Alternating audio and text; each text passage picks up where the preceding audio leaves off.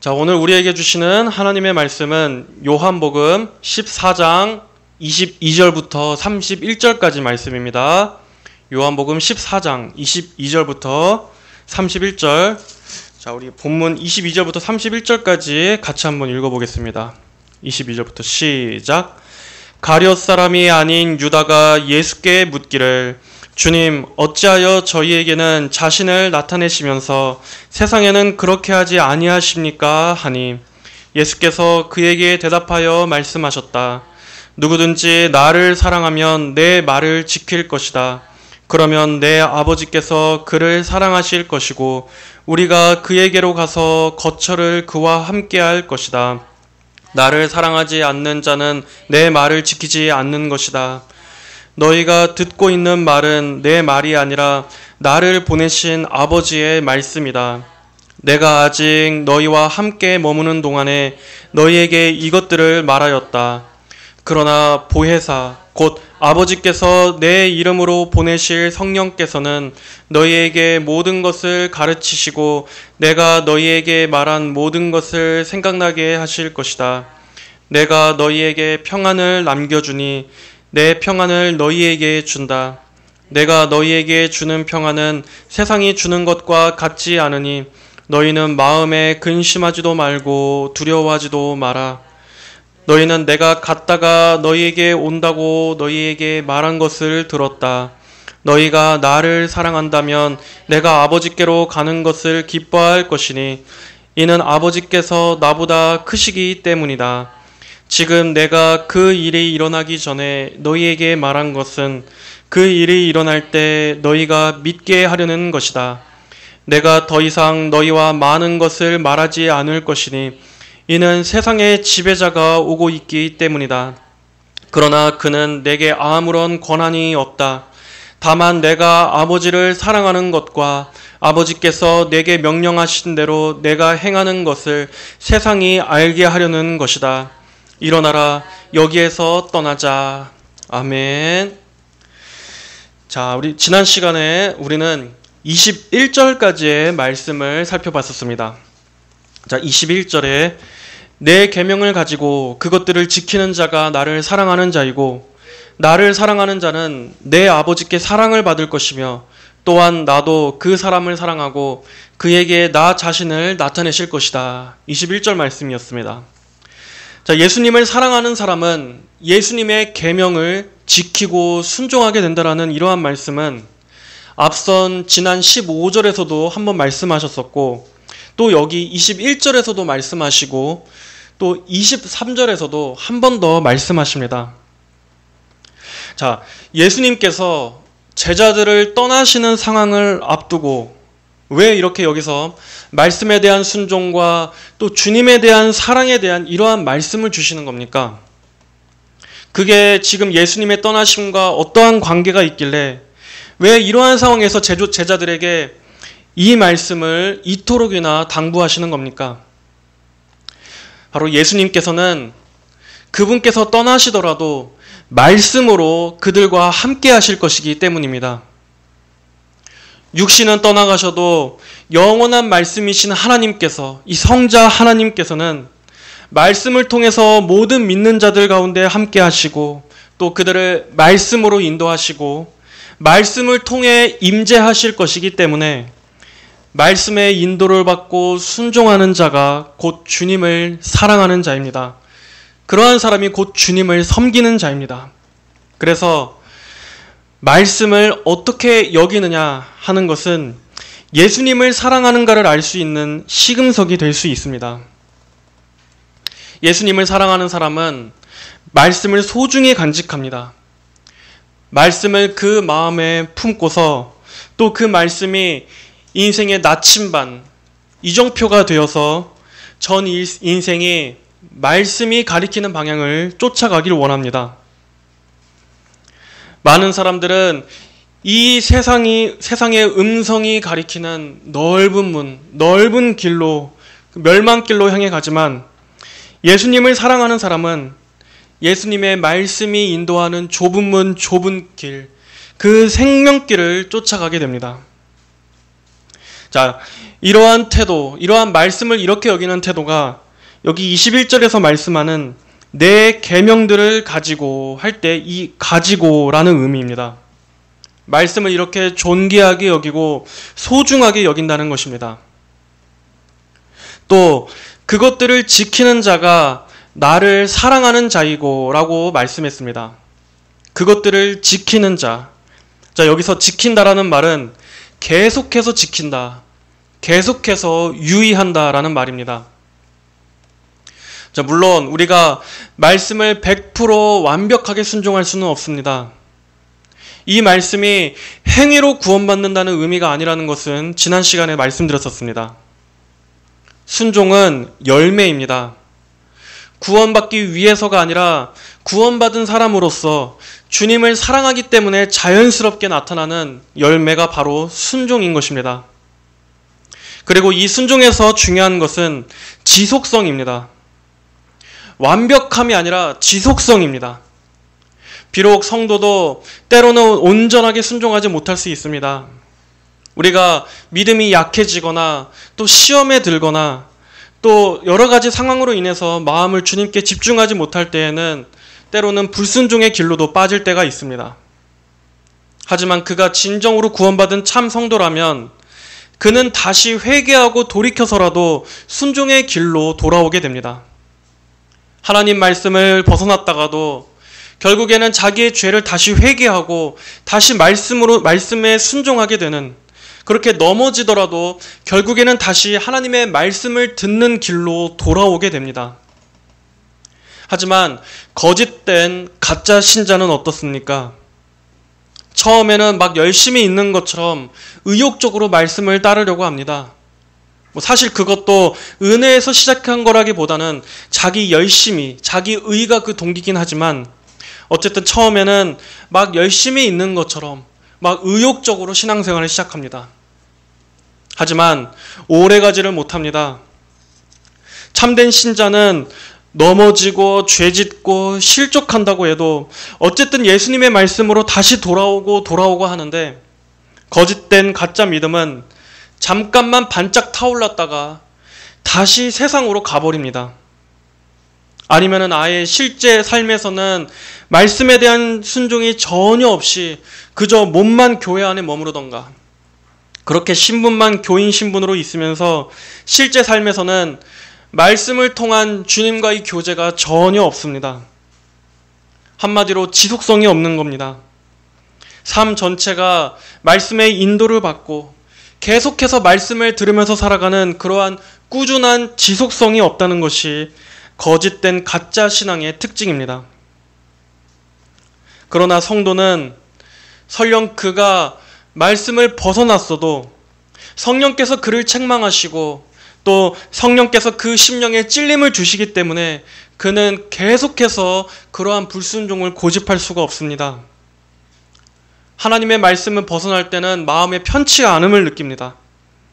그래서 결국 말씀에 유의해서 사는 것이, 하나님의 말씀에 순종하는 것이 더 마음이 평안하구나 하고 말씀으로 다시 돌아오게 되어 있습니다. 자, 그렇게 주님의 말씀을 사랑하고 또 주님을 사랑하는 그러한 사람들에게 있어서 예수님께서는 어떻게 하신다고 합니까? 나도 그 사람을 사랑하고 그에게 나 자신을 나타낼 것이다. 이 말씀은 그 사람은 그렇게 점점 더 예수님을 경험적으로 알게 된다는 것입니다. 말씀을 계속해서 듣고 또 이렇게 말씀을 먹고 말씀을 자기의 양식으로 삼는 사람은 그만큼 예수님 안에 있는 풍성한 영적 생명을 누리면서 예수님 안에서 점점 자라나고 예수님을 체험적으로 알아가면서 신앙생활을 하게 된다는 것입니다.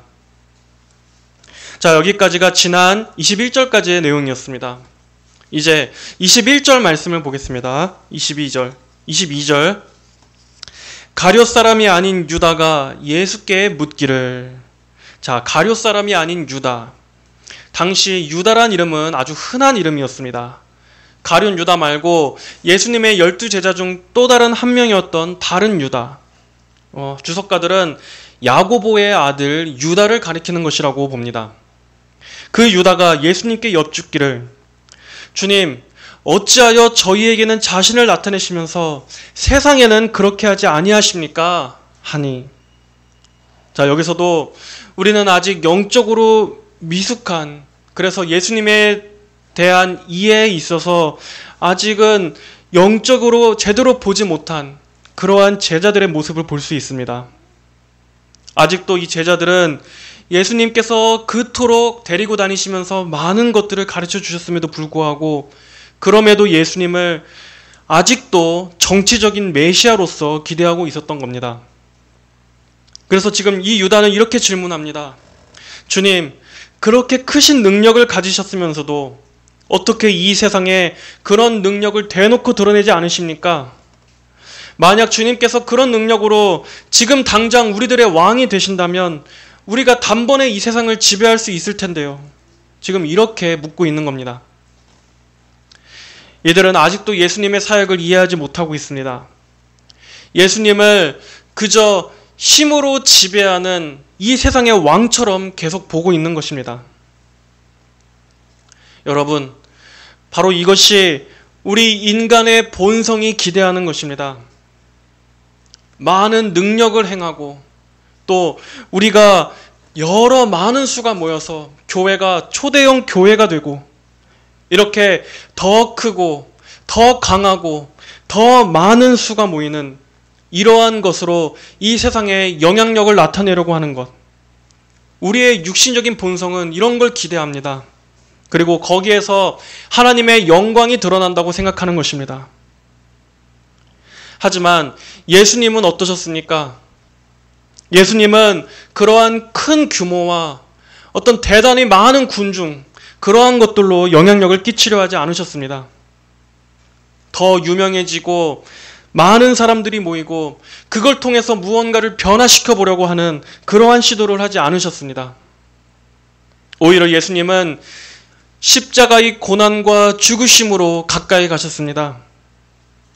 외적인 번영보다도 더 참되고 더 진실한 우리 영혼의 번영, 우리 영혼의 거듭남과 영생을 말씀하셨습니다.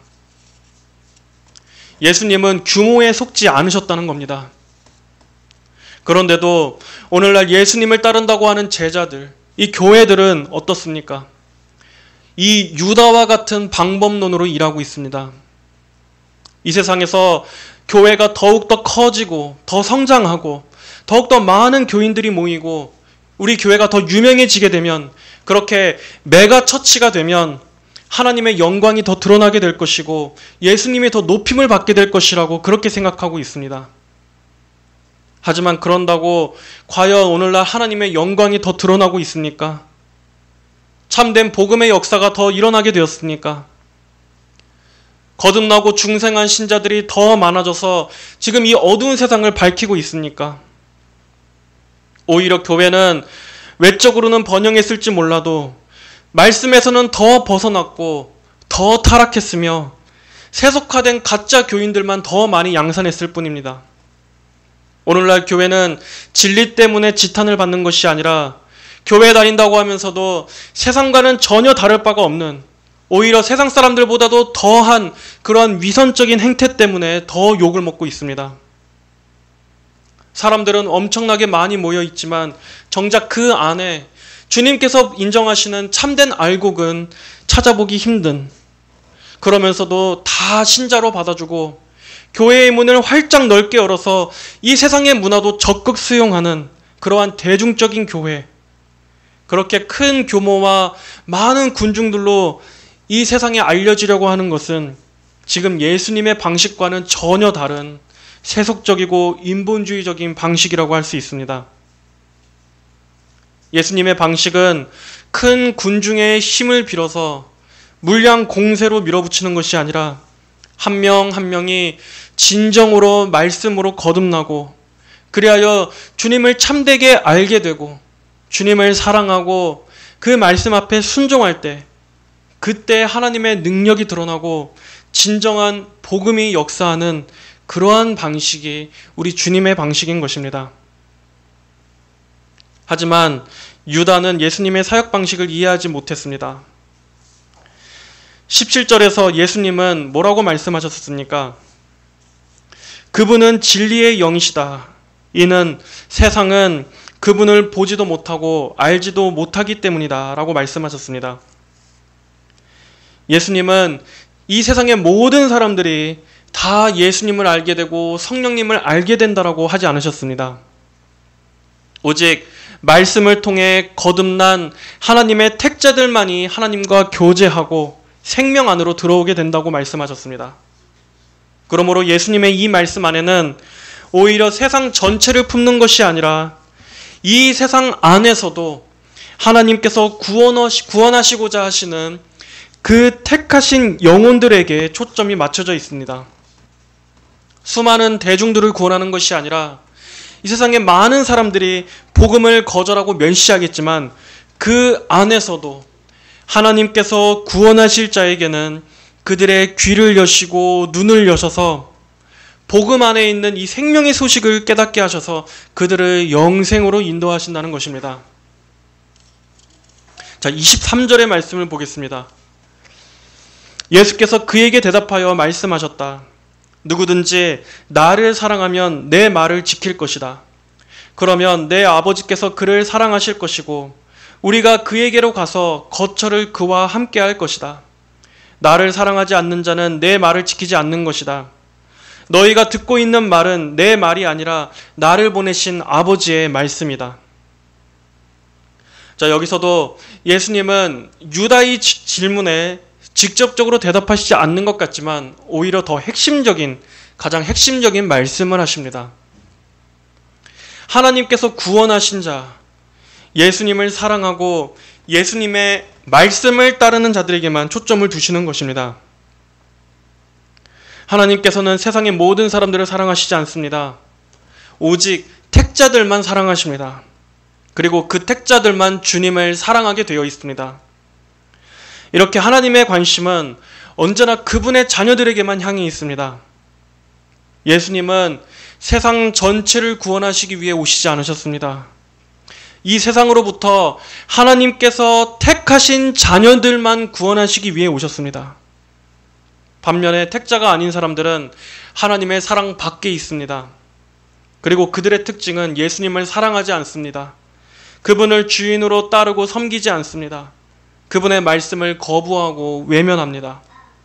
이렇게 하나님께서는 이 세상과 세상 속에 있는 하나님의 자녀들 간에 철저한 구분을 하고 계십니다. 우리는 이러한 하나님의 섭리를 우리 인간적인 생각에서 볼 때는 하나님께서 너무나 인색하신 것 아닌가, 하나님의 사랑이 너무나 편협한 사랑 아닌가 라고 생각될 수 있지만 이렇게 하나님께서 그분의 택한 자들과 이 세상의 사람들을 철저하게 구분하시고 있다는 것을, 이것이 성경의 진리라는 것을 우리는 있는 그대로 받아들여야 합니다. 그리고 그 구분은 예수님을 사랑하고 말씀을 따르는가, 아니면 예수님을 사랑하지 않고 말씀을 따르지 않는가 하는 것으로 나타나게 됩니다. 예수님의 말씀을 따르지 않으면 몸은 교회 안에 있어도 영적으로는 여전히 세상에 속한 자인 것입니다. 우리는 이것을 성경적으로 예리하게 구별해야지 그저 교회 안에 있다고 해서 예수님을 입으로만 시인한다고 해서 다 예수님을 믿는 자라고 생각해서는 안 되는 것입니다. 자, 다음으로 25절의 말씀. 내가 아직 너희와 함께 머무는 동안에 너희에게 이것들을 말하였다. 자, 예수님은 여기에서 제자들에게 당부하신 말씀을 다시 한번 강조하시려고 합니다. 예수님께서 그동안 가르쳤던 것들을 이제 제자들, 너희들이 잘 기억해야 할 것인데, 자, 26절에 보면 그러나 보혜사, 곧 아버지께서 내 이름으로 보내실 성령께서는 너희에게 모든 것을 가르치시고 내가 너희에게 말한 모든 것을 생각나게 하실 것이다 라고 여기서 다시 한번 성령을 보내주실 것에 대해 말씀하십니다. 예수님께서는 많은 것들을 가르쳐 주시고 보여주셨지만 제자들의 영적인 이해는 우둔한 상태였습니다. 그러나 그들을 도우시기 위해서 누구를 보내시겠다고 하십니까? 성령을 보내주셔서 성령께서 임하시면 그때 제자들은 예수님의 모든 뜻을 알게 될 것이라고 하시는 것입니다. 여기서 성령님의 사역 중에 가르치시고 생각나게 하시는 사역을 말씀하고 있습니다. 이때가 언제가 되겠습니까? 오순절 성령 강림을 통해서 제자들은 이제 그때 예수님의 십자가 사역을 바르게 깨닫게 됩니다. 그리고 그들은 예수님의 핵심 사역이 바로 그분의 죽으심과 부활에 있었다는 것을 깨닫게 되며 그리스도의 죽으심과 부활을 통한 죄사함과 영생에 관해 전하게 될 것입니다. 그리고 또 성령께서는 제자들에게 어떻게 역사하십니까? 제자들이 성령의 영감을 통해서 성경을 기록할 때도 성령께서는 역사하십니다.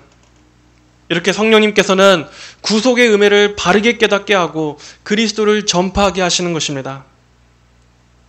마찬가지로 성령님은 우리 성도들에게도 동일한 역사를 행하십니다. 우리가 하나님의 말씀을 이해할 때도, 하나님의 말씀을 들을 때도 하나님의 말씀을 바르게 이해할 수 있도록 성령님은 도와주십니다. 그래서 성도들이 말씀을 왜곡되게 이해하지 않도록 그리스도의 십자가 구속에 주목하면서 성경을 깨닫게 되도록 역사해 주십니다. 그러므로 여러분, 우리가 성경을 바르게 알게 된다는 것은 엄청난 축복인 것입니다. 단순히 이게 나의 지성으로 되는 것도 아니고 내가 똑똑하고 잘나서가 아니라 성령님의 은혜로 인해서 내가 복음을 알게 되는 것이기 때문입니다. 성령님의 조명하심과 인도하심이 아니었다면 우리 역시도 말씀을 잘못 이해했을지 모릅니다. 같은 성경을 읽고서도 여전히 이상한 데 빠져서 복음을 모를 수 있고 또 영적으로 헤맸을 수도 있을 겁니다. 하지만 정말 성령께서 내주하시는 성도는 양은 주님의 음성을 듣는다, 주인의 음성을 듣는다라는 말씀처럼 무엇이 하나님의 말씀인지 아닌지를 분간하게 됩니다.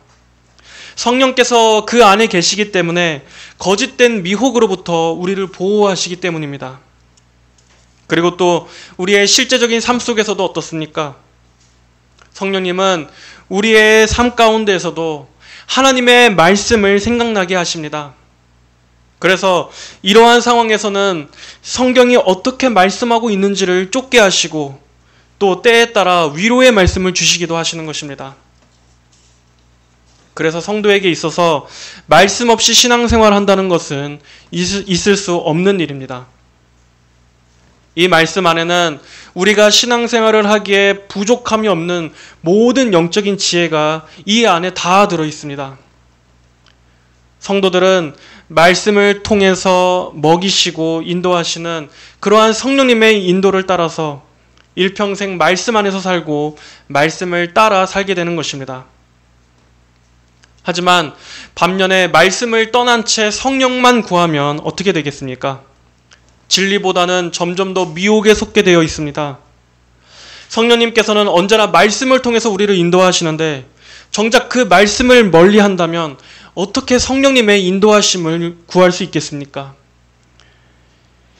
자, 여기 25절에 26절의 말씀에서도 성령께서는 가르치시고 생각나게 하시는 것이 그분의 사역이지 어떠한 현상을 나타내시고 능력을 역사하는 것을 1차적으로 강조하시지 않으셨다는 걸 알 수 있습니다.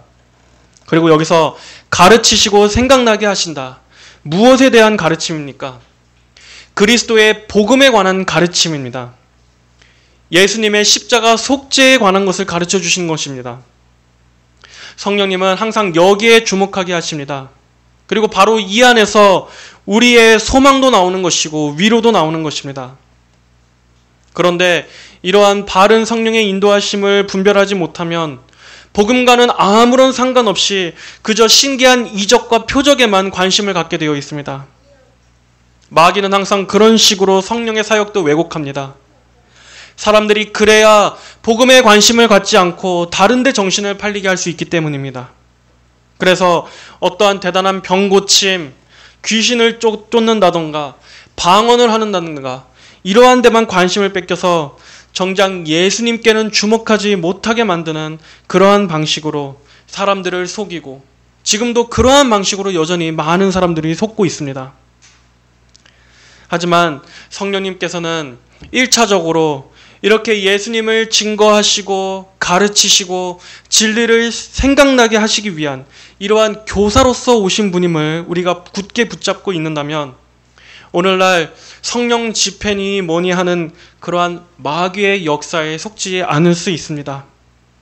성령님은 절대로 그리스도 없이 성령님만 단독으로 높인다던가 삼위일체 하나님으로서가 아닌 오직 성령만 부르짖게 하는 것은 성령 하나님의 올바른 인도가 아니라는 것을 우리는 잘 기억하고 있어야 할 것입니다. 그리고 이러한 오류로부터 지켜주시는 것 역시도 성령님의 사역이라고 할 수 있습니다. 자, 이제 27절 말씀 보겠습니다. 27절에서는 예수님 없이 남겨질 제자들에 대해서 다시 한번 격려의 말씀을 주시는 걸 볼 수 있습니다. 성령을 통해서 내가 너희 안에 영원히 함께 할 것이다 말씀하신 후에 여기에선 또 어떤 말씀을 주십니까? 내가 너희에게 평안을 남겨주니 내 평안을 너희에게 준다. 내가 너희에게 주는 평안은 세상이 주는 것과 같지 않으니 너희는 마음에 근심하지도 말고 두려워하지도 마라. 주님은 말씀하십니다.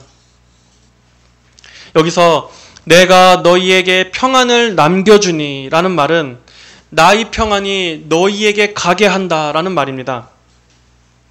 이 평안은 세상이 줄 수 없는 세상으로부터 오는 평안이 아니라 오직 예수님으로부터 오는 평안이라는 것입니다.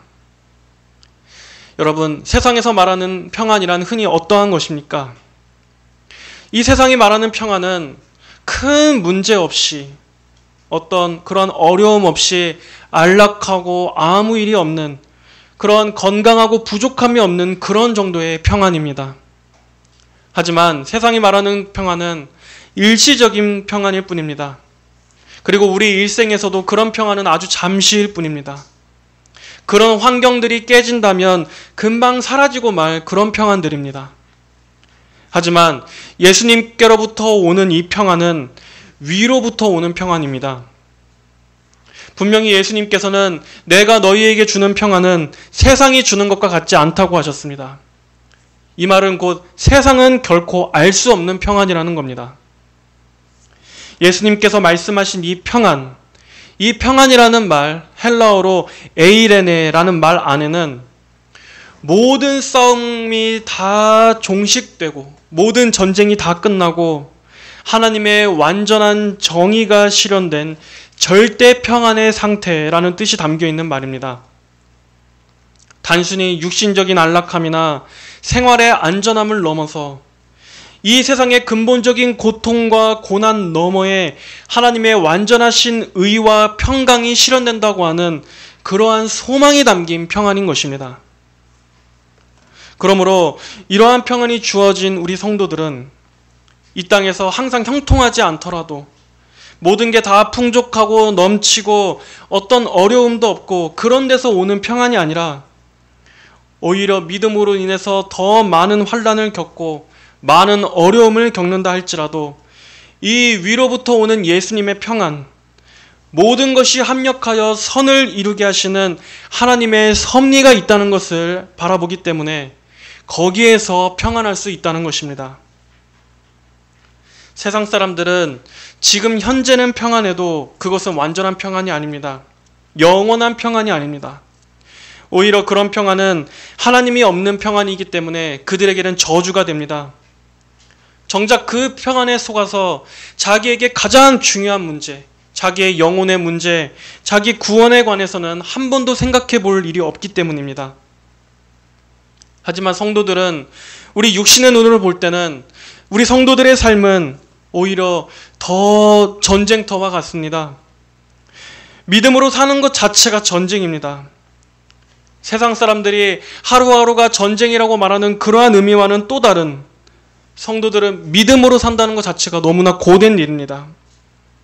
자기를 부인해야 되고 자기 십자가를 져야 되고 또 영적으로는 우리의 원수 마귀와도 싸워야 되고 죄와도 싸워야 되고 또 신앙과 이 세상의 현실적인 문제들 간의 갈등도 겪어야 합니다. 육신의 눈으로만 보자면 전혀 평안이 없는 삶 같을 수 있습니다. 하지만 어떻습니까? 성도들에게는 비록 눈으로 볼 때는 세상 사람들보다 훨씬 더 고되고 더 힘들고 더 어려운 삶처럼 보일 수 있지만 우리 성도들은 다른 성질의 평안이 있습니다. 성도들은 이 모든 것 위에 하나님께서 이 위에 계신다, 나와 함께 계신다라는 이 위안이 있는 것입니다. 그리고 나의 죽음과 나의 죽음 이후의 영원한 삶 또한 예수님 안에서 영생이 예비되어 있다고 하는 이 믿음, 여기에서 평안이 나오는 것입니다. 그리고 이 세상 역시도 마침내 하나님의 궁극적인 승리가 반드시 올 거라는 그 믿음과 소망이 있기 때문에 이 소망 없는 현실 가운데서도 진정한 평안을 가질 수 있게 되는 것입니다. 이러한 의미에서 세상은 예수님이 말씀하신 이 평안을 감히 알 수가 없습니다. 그들의 평안은 예수님으로부터 오는 것이 아니기 때문에, 그리고 하나님의 섭리와 하나님의 영원한 보호, 천국의 영생, 이런 것은 아무것도 알 수 없기 때문에 그들이 누리는 평안은 아무것도 보장되지 않은 헛된 평안일 뿐입니다. 그러나 성도에게는 이러한 하늘의 신령한 평안이 있습니다. 바로 이러한 특별한 평안이 주어졌기 때문에 예수님은 너희는 마음에 근심하지도 말고 두려워하지도 말라라고 말씀하신 것입니다. 여기서 두려워하지 말라라는 말의 원어 뜻 안에는 겁을 먹지 마라라는 뜻이 담겨 있습니다. 죽음을 앞두고 극도의 불안함과 두려움을 느낄 때 사용됐던 말입니다. 예수님께서는 앞으로 제자들이, 그리고 그 이후에 믿음을 갖게 될 모든 그리스도인들이 이와 같이 이 세상이 우리 주님을 핍박했던 것처럼 예수님을 믿는 성도들 역시도 거의 죽음에 달하는 핍박을 받게 될 것을 아시고 이 말씀을 주신 것입니다. 겁먹지 마라, 겁을 먹지 말아라. 하지만 제자들은 나중에 결국에 어떻게 되었습니까? 제자들은 목숨까지도 아까워하지 않고 죽음을 불사한 채 복음을 담대하게 전하게 되었지 않습니까? 바로 그들 안에 예수님께서 주신 이 평안이 있었기 때문이었습니다. 여러분, 우리 성도들 역시도 이러한 평안이 주어졌다는 것을 믿고 있습니까? 우리 안에도 이 제자들에게 주어졌던 이 동일한 하늘의 신령한 평안이 우리 성도들 각자에게도 이미 주어졌다는 것을 여러분은 믿고 계십니까? 비록 우리는 많은 면에서 연약합니다. 여전히 많이 부족합니다. 그리고 실제 우리의 삶 가운데에서 우리는 평안할 때보다는 근심하고 염려하고 두려워할 때가 훨씬 더 많습니다. 그러나 오늘 이 말씀을 여러분의 심령에 기억하십시오. 이 평안은 추상적인 평안이 아닙니다. 예수님께서 우리에게 주신 평안은 현실을 뛰어넘는 평안입니다. 상황에 따라 잠깐 있다가도 사라지는 그러한 일시적인 평안이 아니라 예수님께서 우리에게 주시는 확고하고 실제적인 영원히 효력 있는 평안이라는 것입니다. 이 평안은 우리 안에서 나오는 것이 아니라 예수님에게서 내가 너희에게 준다고 하셨습니다.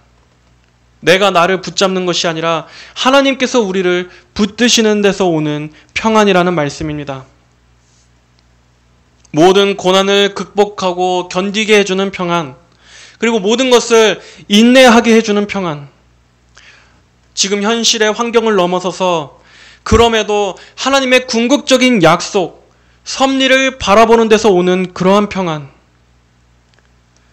성령님께서 내가 너희에게 말한 모든 것을 생각나게 하실 것이라고 말씀하셨던 것처럼 여러분들이 큰 어려움 가운데 있을 때에도 성령께서 이 평안을 생각나게 해주시기를 바랍니다.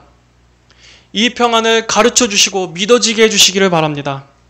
그리고 실제로 누릴 수 있도록 도우시기를 바랍니다.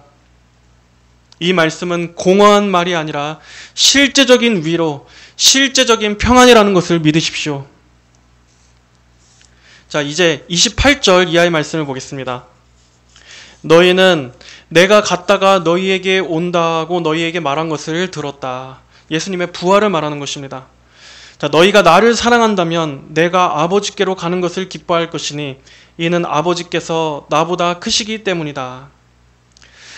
제자들이 예수님의 사역을 바르게 이해한다면 예수님께서 부활하시고 승천하셔서 다시 하나님 우편에 올라가시는 것이 전혀 슬프거나 낙담될 일이 아니라는 것을 알게 될 거란 겁니다. 그것은 무엇을 의미하는 것이겠습니까? 이 땅에서의 예수님의 구속사역이 완전히 성취되어서 이제 주님께서 우리의 모든 구원을 완성하셨다는 뜻이 되는 것이기 때문입니다. 전혀 슬퍼할 일이 아니고 오히려 너무나 기뻐해야 할 일입니다. 그리고 여기서 이는 아버지께서 나보다 크시기 때문이다. 이 말씀을 오해해서는 안 됩니다.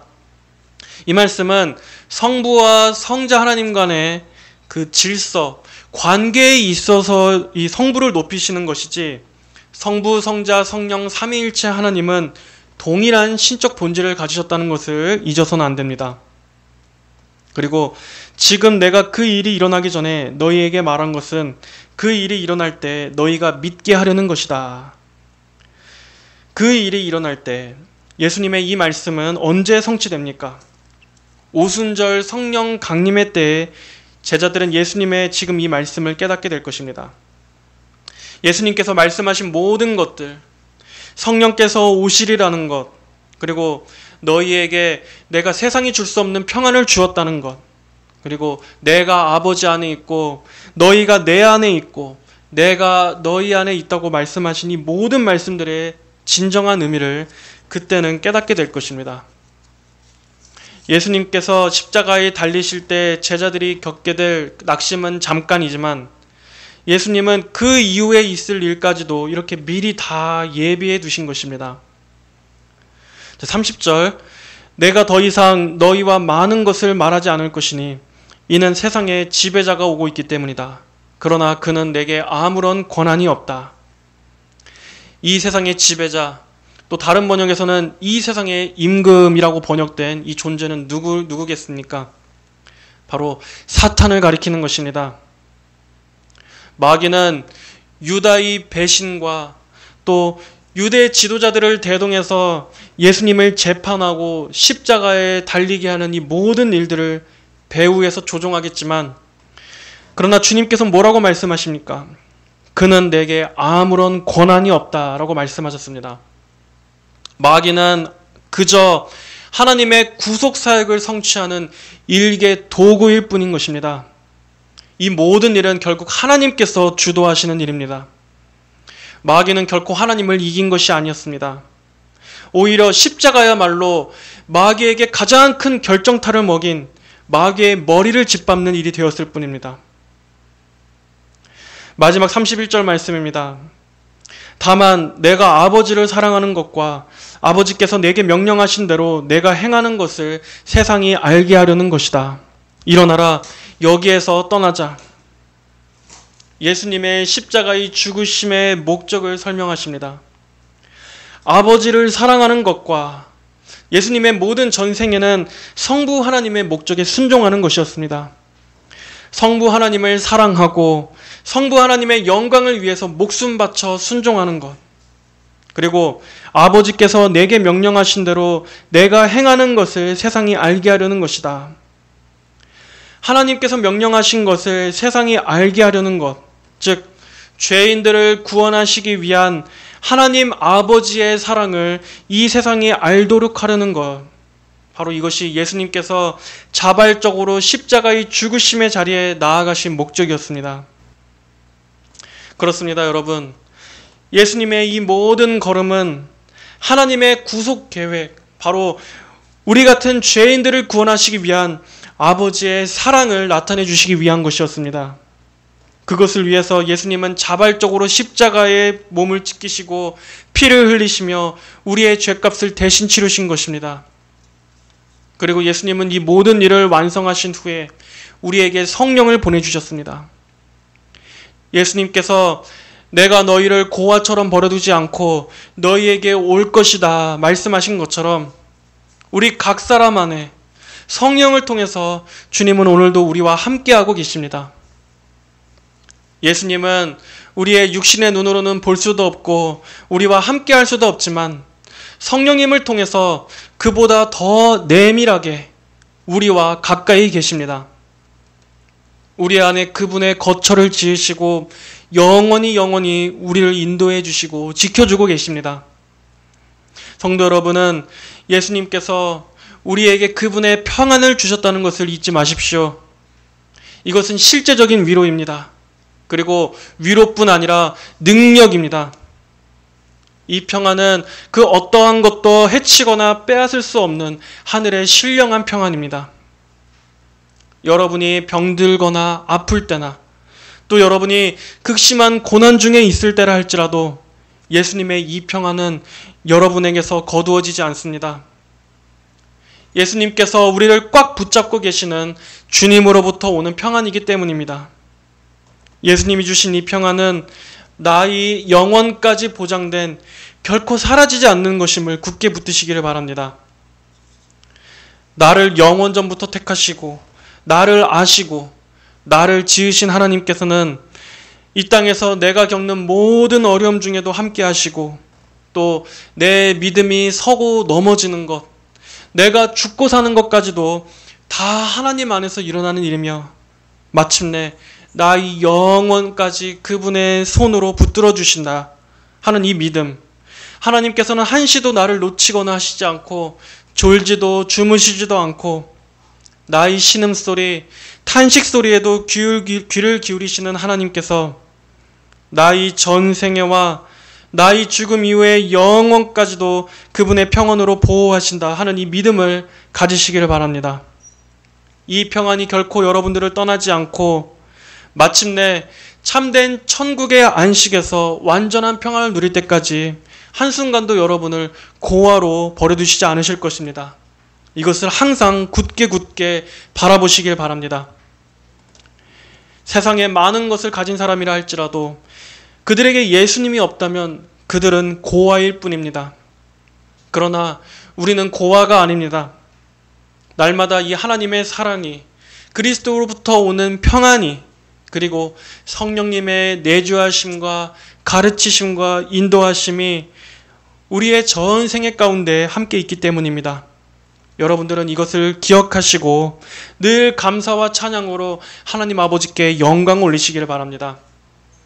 오늘 우리가 들은 이 말씀, 내가 너희에게 평안을 남겨주니 내 평안을 너희에게 준다 하는 이 말씀 역시도 성령님께서 가장 적절할 때마다 여러분에게 생각해 주시기를 간절히 바라며 늘 믿음과 평안으로 살아가는 성도 여러분들이 되시기를 주님의 이름으로 축복합니다. 다 함께 기도하시겠습니다.